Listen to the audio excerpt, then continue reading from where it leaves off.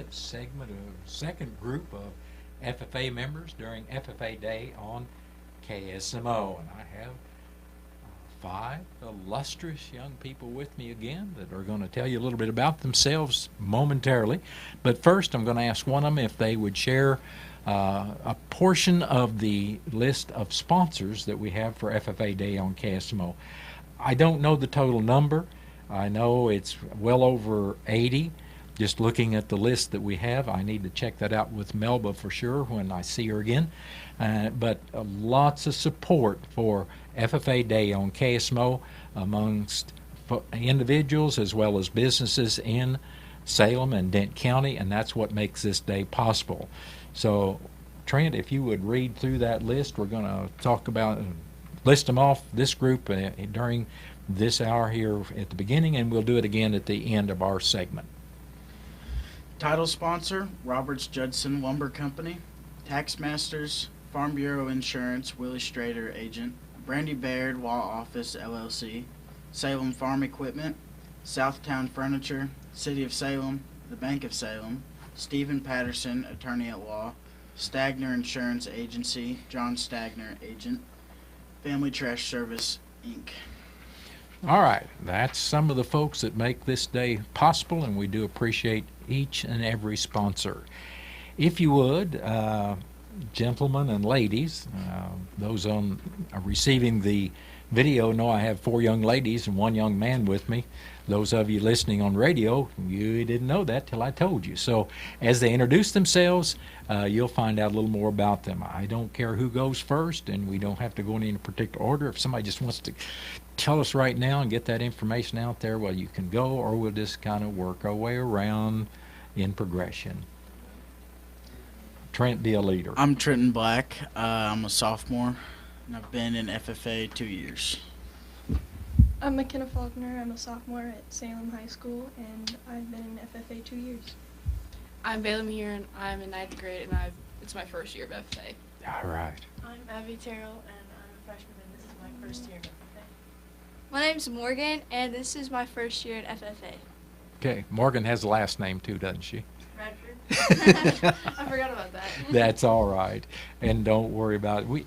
I told the previous group, I said, enjoy yourselves. If you want to have a little funny story, as long as it's, appropriate, why, you're welcome to tell little stories and personal experience as well. I start out generally with, why did you enroll in ag education, and also, why did you become an FFA member? So whoever wants to start with that, why did you decide to enroll in ag education, and why did you become an FFA member? Morgan, go. Agriculture has always been a big part of my life, growing up on a small farm and cattle operation, and I've always been a part of 4-H, and I just really figured FFA would be a lot like it, and it really is. So I would encourage anybody to do either one of them. Okay. I've been in 4-H, and I've heard about the great, all the people in FFA and how it's just such a great thing to be in. So that's why I joined. All right, Abby, thank you very much. I didn't really grow up on a farm or do 4-H, but I have always been involved in agricultural stuff with my family and stuff like that. So, and I heard about how great it was, and I wanted to join. All right, Bailey, thank you. I've also lived on a farm, and my entire family's been in FFA and 4-H for as long as I can remember. Yeah, exactly. The Faulkners have been involved for a long time. I took some ag classes in middle school, and I really enjoyed them, and I got to know Mrs. Johnson pretty well. And then I had several friends and family that were in FFA, and they seemed to enjoy it, so I figured I'd probably enjoy it. So that's just why I joined. Okay, very good. Now, one of the things, in case some folks are viewing or listening this program, missed the one earlier today, I did try to make sure that our listeners and viewers understand the difference in ag education and FFA. There is a difference, but it's not a big difference. You're all enrolled in ag education, and these are all FFA members as well, but ag education, what's ag education? One of you needs to talk. This is your program, not mine. So, Trenton? It's just a class at our school, and so we've just learned about agriculture So that's what the class is, and then FFA is just it's an extracurricular like a club or a sports team pretty much. You just join that, and then everything you do with that is outside of school. Okay. Now, some have mentioned that they're first-year students. What's the class you take as a first-year student? We take Bailey? Ag Science 1. Okay, and what's involved in Ag Science We 1? do like record book, learning how to do our record books, and we learned about animal, animal reproduction and stuff like that. It's just like the beginning stuff that we will need to learn for next year. Okay, and there's one other thing for sure that you have in that first year, and you've got the blue jacket on, so that's your FFA and leadership instruction is a big part of your first year too, right? Yes. Yeah. For those on the radio, their heads are bobbing up and down in an affirmation that yes, that's true. Okay. Second year students, you're in. We're in Ag Science 2, and then we have the opportunity to take several other classes like Ag Construction, Ag Structures, a couple different more Okay. classes. The Ag Science 2 class. What are some of the things you study and do in Ag Science 2? We go further into depth with grasslands and cattle management and stuff like that. And then if you take other ag classes, like there's business management, right? I think we have a farm management maybe that's Mhm. offered like every other year. Right, Trent. That's exactly right. And they've already alluded to some of the others. So here we're getting an idea about the curriculum. Now, even in Ag Science 2, there's still the leadership segment, the learning FFA as well as different leadership skills and personal skills and abilities. Which kind of leads me to one of my questions, which is, what did you find to be one of the most difficult things about ag education and FFA? Let's go with the first year students first. I always like for them to share.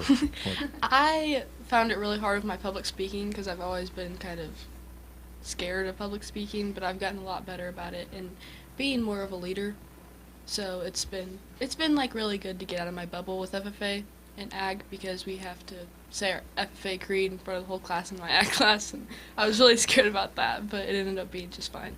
And everybody is. Everybody shares. All the years I taught, that was 41 years, guys, and I don't think I encountered I know I've got too many fingers on one hand to count the number of students that weren't worried about, scared about, nervous about the FFA creed. But it's such a valuable skill in so many ways. You've alluded to one of them. Start to develop the little bit of self-confidence, kind of getting out of your bubble, so to speak. The other thing is, if you really study the creed, the words, the meaning, you really start to understand some of the background and history and what this organization that you're part of is all about. And that's a good thing. Now, the second year, what do you do do you do any speaking activities in your second year? All right. Yeah, I've done, I don't know how many competitions I've went to. Quite a few. At first, it was really kind of nerve-wracking getting in front of judges and talking to them, but after a while, you just get kind of over that. You do your best, and whatever happens, happens. There's not much you can do about it. So that was probably one of my biggest challenges, is getting over that nervousness. I still get nervous, but it's just Sure. not as bad. Right. And that nerves can actually help you in terms of you seem to be much more interested on the ball. The key to it all is always preparation, isn't it? Whether it's Exactly. creed or it's one of the speaking competitions, preparation is the key to the whole thing. All right. What's been your favorite activity in ag education and FFA? That's a hard one. It is, Bailey. Yeah. Well, okay, just tell us about an activity that, what's the first activity that comes to mind? Somebody. The first one that comes to my mind is Wardak, which is when we went and stuck our hand in a cow, but I really enjoyed getting to go to that because I got to see a lot of people from other schools and just interact with other people from different chapters, and so I really like that. So that's been my favorite part of FFA is the other chapters and meeting new people.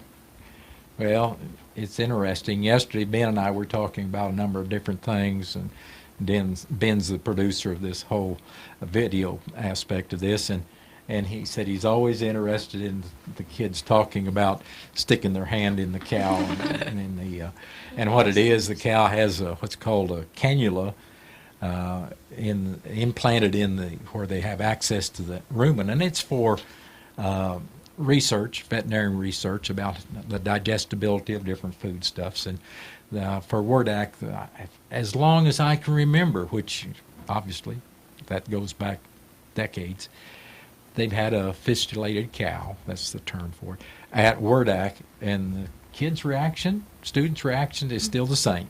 Some go, ooh, I'm not going to stick my hand. Now, they do put on an obstetric sleeve, thin plastic sleeve, so it's not a matter of taking a bare hand and reaching in there and accessing those contents. No, McKenna says no.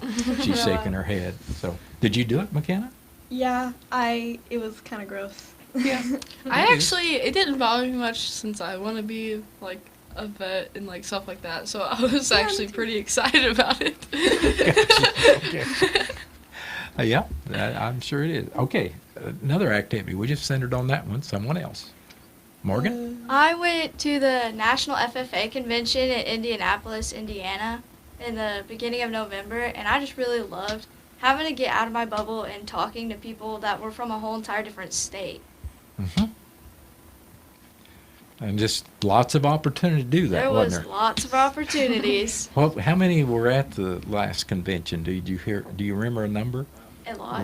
Yeah, a lot. There was a lot of people there. 60 or 70,000 members. Yeah. Around there. A total registration in the 60 to 70,000 range. So, a lot of FFA members, a lot of folks not in FFA.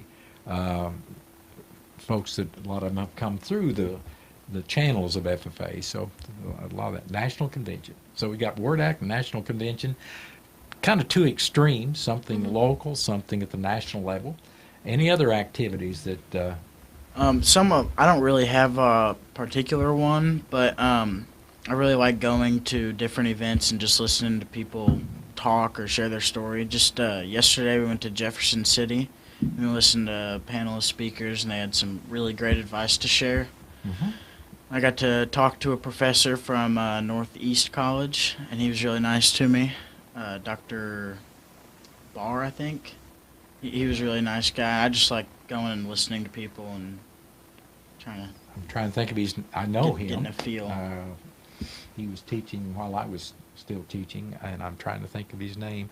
I think he's actually at Northwest. Northwest, yeah. So, yeah, lots of opportunity there.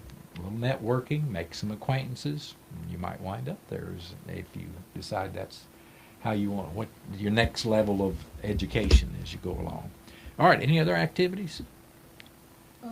We had the Green Hand and Veteran Bonfire at the beginning of the year. We have it every year. It's so much fun.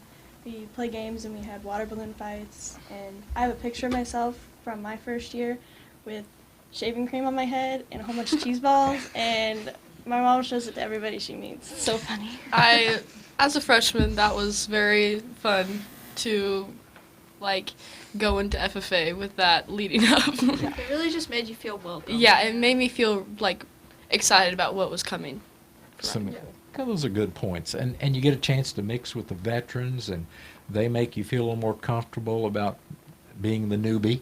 Yeah. It's a lot easier to get used to and comfortable around people whenever you see them getting pummeled with water balloons, for sure. Yeah, exactly.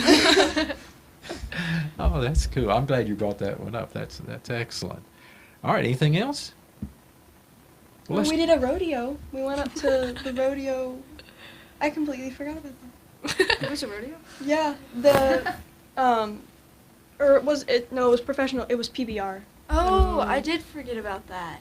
We started a big group of us went up there this year. As somebody that loves watching the PBR, that was so fun. I had started watching PBR probably 2 years ago, a year ago-ish. I don't even know. But I was so excited. I was pumped. Sure. And I'm sure we'll get out of here, and on the way back to school, somebody will think of, oh, I wished I mentioned that activity. I really like that one. We all are kind of that way. After the thought, we come up with some things. Let's kind of change direction a little bit. What have you found to be the most challenging part of ag education in FFA? What's really been your biggest challenge, most difficult thing? I would say just like getting to where I was less nervous to like do things and like getting out of my bubble and just stuff like that, basically. Okay. Abby, you're agreeing. Anything else? That's pretty much what I was gonna say. Just getting out of my comfort zone and getting comfortable with everybody and everything. Okay. I Morgan? would probably say try to memorize the creed. I had a problem with that. I did end up getting it done and got my green hand degree, but it was a little challenging. I just want you guys to know that she got it done like 2 weeks ago. Oh, absolutely. I got my pen last night, so we're good. You telling on Mom and Dad about Oh, so yeah. that they know? Oh, yeah. They know. they knew? They know. I'm sure Dad was on your case about getting it done. I don't know if it was dad or mom. Mom? Oh, I think it okay. was mom. You don't want to be on Mom's bad side. That's No, for you sure. don't. No, you don't. Somebody else. What'd you find? Or you all agree it was a creed? That's the toughest? Well, actually, the creed was pretty hard, but Sanders lets us do it one paragraph at a time. I don't think you let people do that, did you? I thank him Now, very much for that. Honestly, when I started teaching, no, that was not an option. First of all, there was not an option whether you did the creed or not. You did it. Yeah. Period. There was not an option whether you did it one paragraph at a time. You did all 5 paragraphs. First person that do it would get bonus points. You actually got that assignment during the summertime before you even started class. So you had the summer to prepare, and that was the way it was. Now, over time, obviously we had some students come into the program that it was a little too big a challenge to learn it that way. But they would learn it to do it one at a time. Now, I'll never forget, I cannot call the student's name, but I did have one that was very challenged. And the second day of school, that student was a young lady. Second day of school, she presented all 5 paragraphs. So she had taken it to heart when we'd made that visit during the summer and given that to her, that she needed to learn that. And that was kind of neat. I wished I could remember her name, but there were just so many names. I'm never was very good at keeping names in mind. All right, so the creed, everybody pretty well agrees that's been a big challenge, and nobody found the record books a challenge. No, I actually, everybody talks about how terrible the record books are and how hard they are, but I never really understood, why they felt that way. Well, Bailey, I totally agree with you, but I'm a person that keeps records, and I'm a very detailed record keeper, so you and I can kind of relate on that. But I can also see how many students it's rather difficult. It's easy if you keep up with it, but if you fall back behind, then that's whenever it gets hard. That's an Yes. excellent point. I had another student that he'd show up in my classroom every morning before school started, and he'd go get his record book out, and he'd put something in his record book from that day before. So his record books were always up to date. Wasn't a problem. And they were a little more difficult back in the day, folks. You didn't have a computer system that automatically transferred your receipts to a cash flow system. All you had to do was put them in the receipt section and the expenses in the expense pages, and they just automatically went over that cash flow summary, and you had that at the end of the year, so all was good and easy. Well, you still got to, like Trent said, you got to keep them up. That's important. I always like to spend a little time talking about what we used to call contest teams. And the group before, I mentioned the fact that when I started teaching, I got extra fingers to count the number of contest teams that we had. They were like dairy judging, livestock, ag mechanics, farm management, soils. But over the years, and there were more than just 5, but that's just the first 5 I decided to call off. but over the years that's really proliferated. Now you've got probably as many as 20 and more speaking contests. We actually had, I think, one fall speaking contest, but then it started growing during that time I was teaching. And now you've got a large number of fall speaking contests and some specialty areas too. And there are one in, well, you need to list them off. This is your all show, not mine. I could probably list them all. I don't know. Some of them. You got help here. You've got the co-ops. There is the Cattlemen's Association, Missouri Pet Breeders Association, Missouri Farm Bureau, Missouri Pork Producers. Can't think of any more. Anybody else think of any of those, Paul?